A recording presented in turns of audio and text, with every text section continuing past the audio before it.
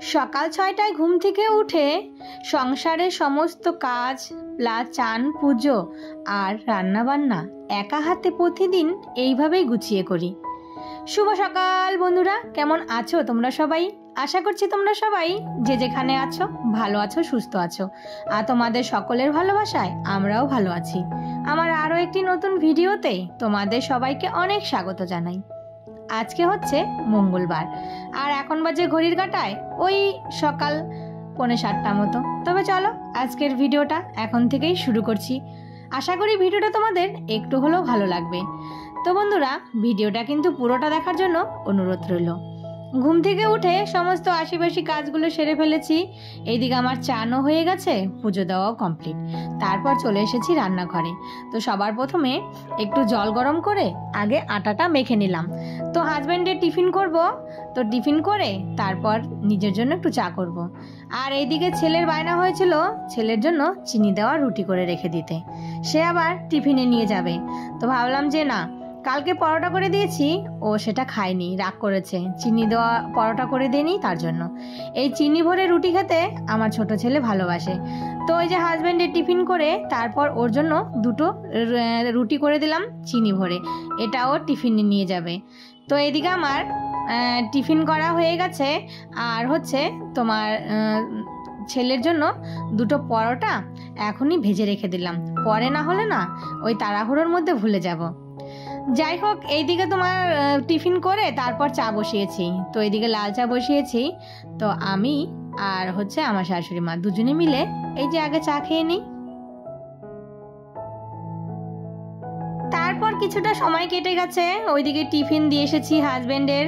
তারপর এইদিকে তোমার রান্না বসিয়ে দিই, কেননা ছেলেদের আবার স্কুল আছে, না হলে না ওই যে তোমার রান্না করতে দেরি হয়ে যাবে। তো এদিকে ভাত বসিয়ে দিলাম। আর করব হচ্ছে আজকে ডালের বড়া করে লাউ দিয়ে তরকারি, মানে কালকে রাতেই ছোলার ডাল ভিজিয়ে রেখেছিলাম। আর এদিকে ভাতের মধ্যে দিয়ে দিলাম একটু আলু সেদ্ধ। আলু সেদ্ধ তো আমার বাড়িতে রোজই কিন্তু চলে। এইদিকে দেখো, এই যে সমস্ত কিছু জোগাড় করে নিয়েছি, ডালটাও ধুয়ে নিলাম, ডালটা ভালো করে মানে ভিজে গেছে। আর এদিকে আলু পটলের তরকারি করব, আর করব হচ্ছে একটু পটল ভাজি আর এই বড়া দিয়ে তরকারি। এই বড়া দিয়ে তরকারি খেতে না আমার হাজবেন্ড বেশ ভালোবাসে।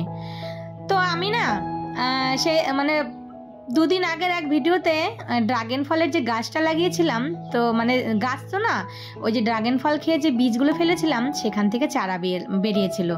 তো একজন দিদিভাই কমেন্ট করে জানিয়েছে, তোমার যদি ড্রাগন ফলের গাছ হয় তাহলে আমাকে একটা পাঠিয়ে দিও। তো সত্যি বলছি, যদি হয় তোমার জন্য একটা পাঠিয়ে দেব। মানে এই কমেন্টটা পেয়ে না আমার ভীষণ ভালো লেগেছে, বলেছে যে আমার জন্য একটা পাঠিয়ে দিও। আর মানে এই গাছগুলো হবে কি না আদৌ সেটাই জানা নেই। তো এই ড্রাগন ফলের এই বীজ থেকে গাছ হয় কি না আমি কিন্তু জানি না।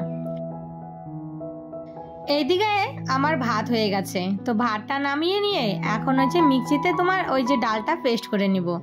আর এই ডালটা কিছুটা বড়া তুলে রেখে দেব, আর বাকিটা হচ্ছে তোমার তরকারিতে দিয়ে দেব। আর দেখো কি সুন্দর একদম পেস্ট হয়ে গেছে।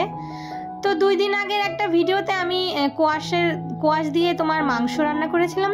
তো একজন আমাকে কমেন্ট করে জানিয়েছিল যে এই মাংসেতে তুমি সাদাগুলো কি দিয়েছো। তো আমি সেই বোনটাকে বা দিদিভাই যাই হোক তাকে বলছি যে আমি না মাংসেতে কোয়াশ দিয়েছিলাম।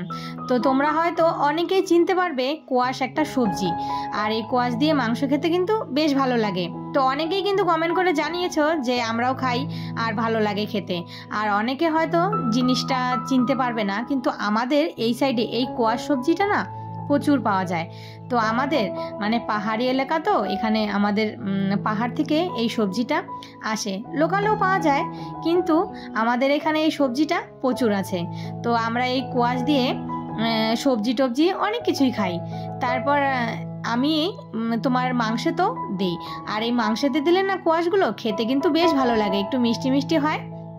তো সেটাই আমি দিয়েছিলাম। তো একজন কমেন্ট করে জানিয়েছিল, তো সেটা কি দিয়েছো তাকেই বললাম যে এটা হচ্ছে কোয়াশ। যাই হোক, এদিকে কথা বলতে বলতে আমার দেখো অর্ধেক রান্নাও কমপ্লিট হয়ে গেছে। এই যে লাউয়ের তরকারিটা হলেই রান্না কমপ্লিট। এর মাঝে অনেকটা সময় কিন্তু কেটে গেছে, মাঝখানে আর ভিডিও করা হয়নি। চলে এসেছি একদম সোজা সন্ধেবেলা। তো এইদিকে এই যে সন্ধে থালা বাসন সব ঠাকুরের মেজে টেজে এখন দিয়ে দিলাম সন্ধেটা। তো সন্ধে দিয়ে চলে এসেছি ঘরে। তো ছেলেকে একটু দুধ আর হচ্ছে তোমার চকোস দিয়ে দিচ্ছি। চকোস তো না, কর্নফ্লেক্স আর বিস্কুট। বললো যে দুধের মধ্যে দিতে না, আলাদা করে দিতে। তো আগে বিস্কুটটা দিয়ে ও খাবে, তারপর ও নিজেই এই মানে কর্নফ্লেক্সগুলো দুধে ভিজিয়ে দেবে। যাই হোক, ওর কথা মতোই ওকে দিয়ে দিলাম। এরপর অনেকটা সময় কেটে গেছে, এখন বাজে ওই 10:45 মতো। তো হাজবেন্ড আর ছেলে দুটো গেছে হচ্ছে মানে হোটেলে। ওরা গেছে হচ্ছে রুটি আর তরকা খেতে। এই যে বাড়িতে আজকে নিরামিষ, তো আমাদের পাশে একটা দোকান ছিল, তো দোকানটা বন্ধ আছে, তার জন্য ছেলেদেরকে নিয়ে তার বাবা চলে গেল লাইন হোটেলে। মানে বাচ্চাগুলো খুব বায়না করছিল, আর আজকে নিরামিষ, এমনিতেও কেউ খেতে চায় না। তো আমি রাতের জন্য মিষ্টি কুমড়ো আর হচ্ছে আলু বেগুন সেদ্ধ দিয়েছিলাম। তো গরম গরম না ওই সেদ্ধ ভাত খেতে কিন্তু বেশ ভালো লাগে। আমার কিন্তু খুব ভালো লেগেছে খেতে এই মিষ্টি কুমড়ো সেদ্ধ আর হচ্ছে তোমার আলু আর বেগুন ভালো করে শুকনো লঙ্কা দিয়ে মেখেছি, বাস গরম গরম ভাত খেয়ে নিয়েছি। আর ওরা কিন্তু এখনো আসেনি। তো আমি খাওয়া দাওয়া হয়ে গেছে, রান্নাঘর পরিষ্কার হয়ে গেছে। তো ভাবলাম যে বিছানাটা করে শুয়ে শুয়ে একটু মোবাইল দেখি, ততক্ষণে ওরা চলে আসবে। আর এইদিকে এই যে বিছানাটা একটু ঝেড়ে মশারিটা সুন্দর করে গুছিয়ে টানিয়ে দিলাম। আর মশারি না যতই টানাই জানো তো কি করে যে মশারির ভেতরে মশা ঢুকে যায়। তো ওই রাত ভরে না ওই হাজবেন্ডকে বকা দেয় যে তুমি বাইরে বেরো, তার জন্যই মশাগুলো ঢোকে। তো চলো বন্ধুরা, আজকের ভিডিওটা তাহলে এখানেই শেষ করি। সবাই ভালো থেকো, সুস্থ থেকো। আর ভিডিওটা কেমন হয়েছে অবশ্যই একটা কমেন্ট করে জানিও। আবারও দেখা হবে নতুন কোনো ভিডিওর সাথে। ততক্ষণের জন্য সবাইকে গুড নাইট।